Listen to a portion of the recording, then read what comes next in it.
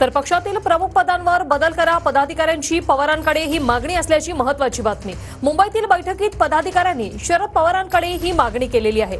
जयंत पाटलांची प्रदेशाध्यक्ष पदावरून बदली करण्याची मागणी करण्यात आलेली आहे। नवा तरुण प्रदेशाध्यक्ष नेमण्याची पदाधिकाऱ्यांनी विनंती केलेली आहे। रोहित पवार, रोहित पाटील यांना पक्षात मोठी जबाबदारी देण्याचीही मागणी करण्यात आली आहे।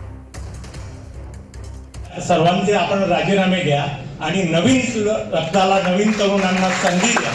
नक्की फ्रंटलचे सगळे अध्यक्षपासून तर संपूर्ण प्रदेशाध्यक्षपासून सर्वांची नवीन निवड करा।